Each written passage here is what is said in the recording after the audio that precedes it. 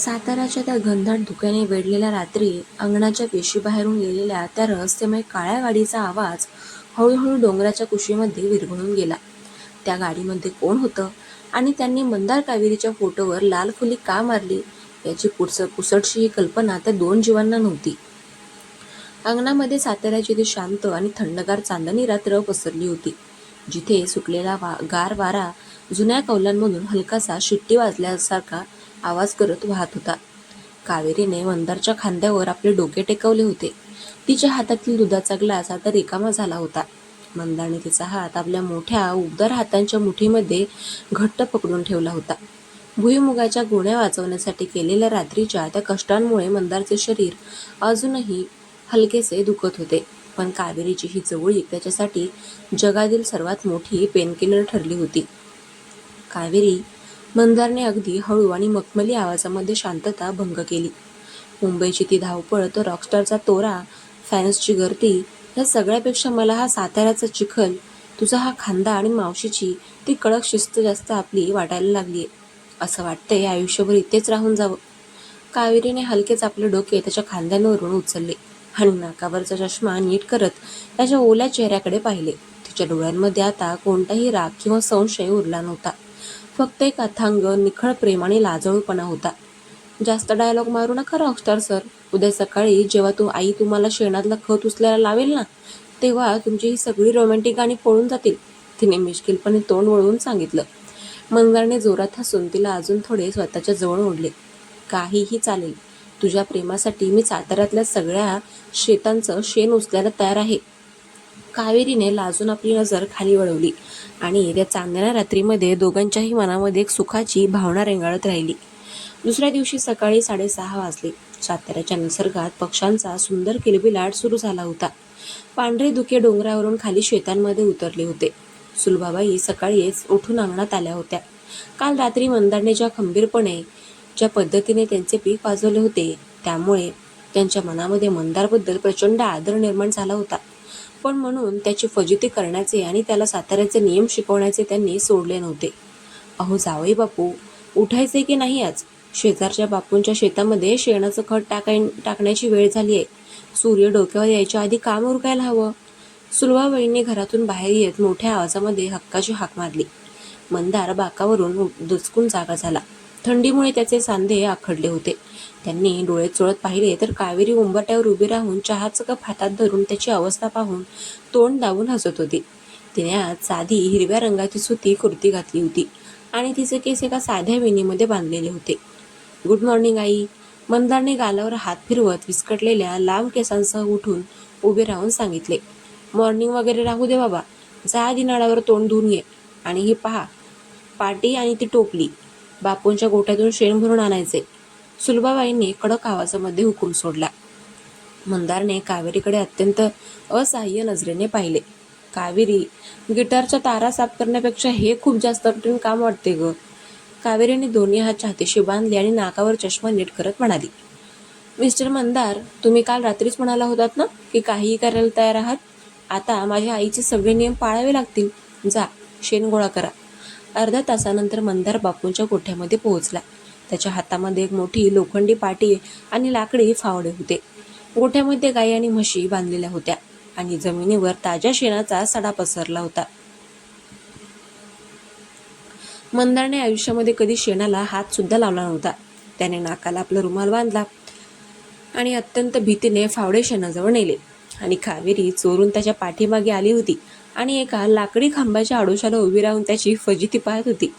मंदाने जसा फावड्याने शेणाचा पहिला गोळा उचलून पाटीत टाकण्याचा प्रयत्न केला, तसा त्याचा तोल गेला आणि शेणाचा काही भाग चिखलासारखा उडून थेट त्याच्या राखाडी टी शर्टवर आणि डाव्या गालावर पडला. बाप रे, हे काय झालं? मंदार जोरात ओरडला आणि त्याचे तोंड वाकडे झाले आणि कावेरीला हे पाहून स्वतःवर अजिबात ताबा ठेवता आला नाही. ती खांबाच्या आडून बाहेर आली आणि तोंडावर हात ठेवला, तरी ती खळखळून हसली. तिचा तो हसण्याचा आवाज कोठ्यातील शांततेमध्ये घुमला. मंदारने चिखलासारख्या शेतातूनच तिच्याकडे पाहिले. तिचे ते निखळ हसू पाहून मंदारला स्वतःच्या फजितीचे काहीच वाटेनासे झाले. तू हसलीस ना, मग माझं हे शेण अंगावर घेणं सार्थकी लागलं, मंदारने हसून सांगितलं. कावेरीने लगेच आपले हसू थांबवले आणि ती धावत त्याच्या जवळ गेली. तिने तिच्या पर्समधून स्वच्छ रुमाल काढला आणि ती मंदारच्या समोर खाली वाकली. तिने अत्यंत हळुवारपणे आपला रुमाल त्याच्या चेहऱ्यावर फिरवला आणि त्याच्या गालावरचे शेण साफ करू लागली. दोघे अगदी जवळ आले होते. कावेरीचा श्वास मंदारच्या चेहऱ्यावर जाणवत होता. मंदारने अचानक तिचा तो रुमाल धरलेला हात आपल्या हाताने पकडला. दोघांच्या नजरा एकमेकांना भिडल्या.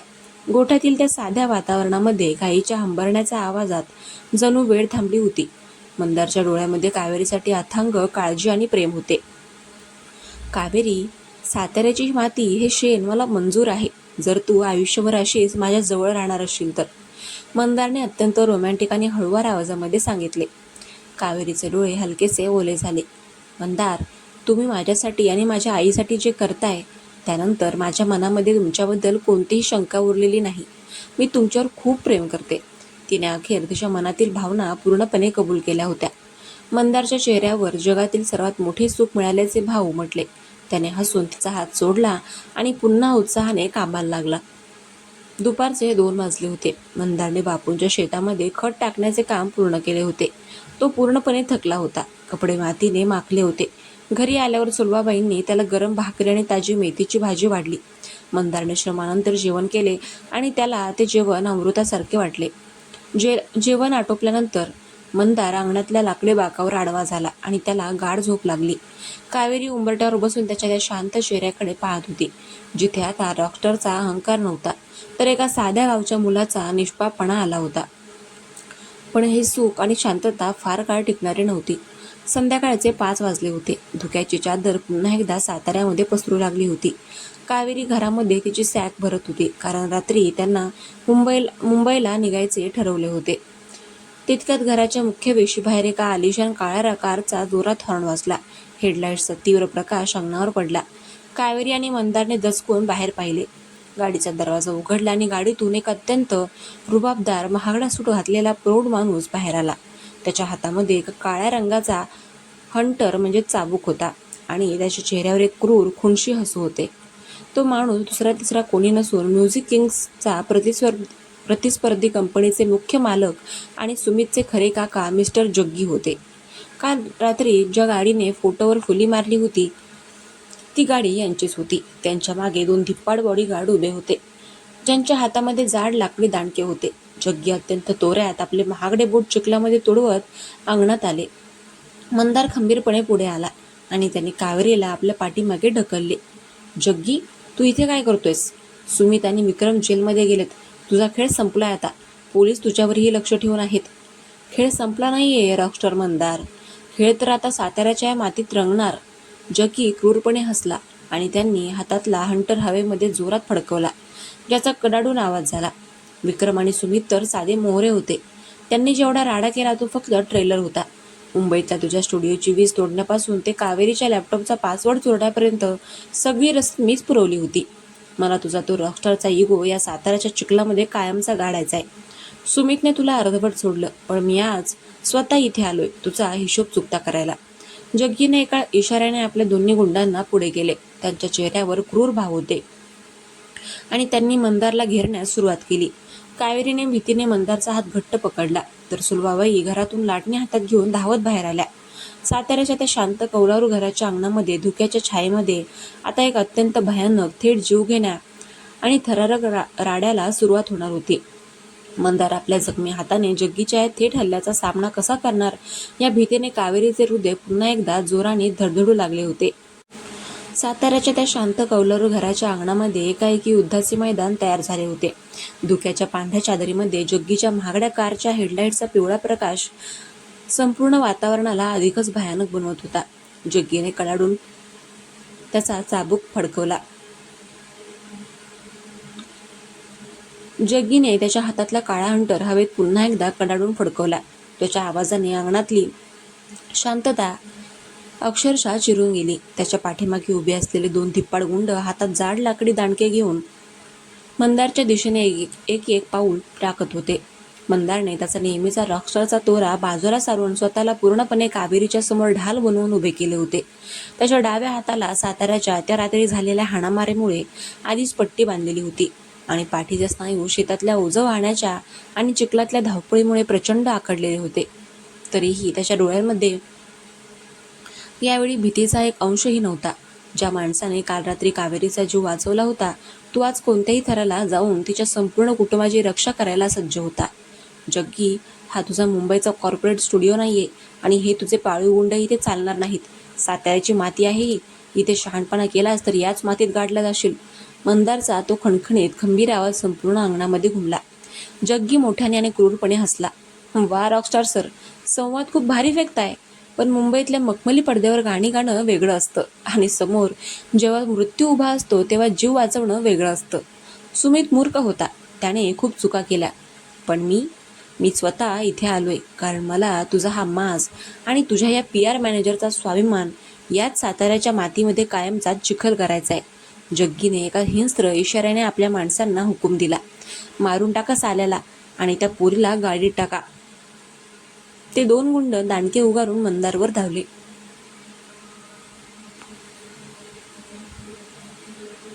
पहिल्या गुंडाने पूर्ण ताकदीने मंदारच्या डोक्यावर दांडग्याचा वार केला. मंदारने अत्यंत चपळाईने बाजूला होऊन तो वार चुकवला आणि कोठ्यातून आणलेली तीच लोखंडी पाटी जी बाजूला पडली होती ती एका हाताने उचलून ढाल म्हणून समोर धरली. दुसऱ्या गुंडाचा दांडका त्या लोखंडी पाटीवर कणकण असा मोठा आवाज करत आदळला. धक्क्याने मंदारच्या दुखावलेल्या हाताला मोठी कळ आली, पण त्याने तोंडातून अवाक्षरही काढले नाही. त्याने पाटीच्या कोपऱ्याने त्या गुंडाच्या पोटामध्ये जोरात प्रहार केला. तो गुंड कळवळून मागे सरकला. मंदार सांभाळा. कावेरी मागे उभी राहून चष्म्याच्या मागून अत्यंत भीतीने ओरडली. तिचे हात थरथरत होते. सुलभाबाई हातातले लाटणे घेऊन पुढे धावणार इतक्यात जग्गीने स्वतः पुढे येऊन सुलभाबाईंचा रस्ता अडवला आणि त्याच्या हातातला हंटर सुलभाबाईंच्या दिशेने उगारला. तर मंडळी, आजच्या भागामध्ये एवढंच. तुम्हाला काय वाटतं? पुढे काय होईल? कमेंट करून नक्की सांगा. भेटूया उद्याच्या भागात. चलो बाय.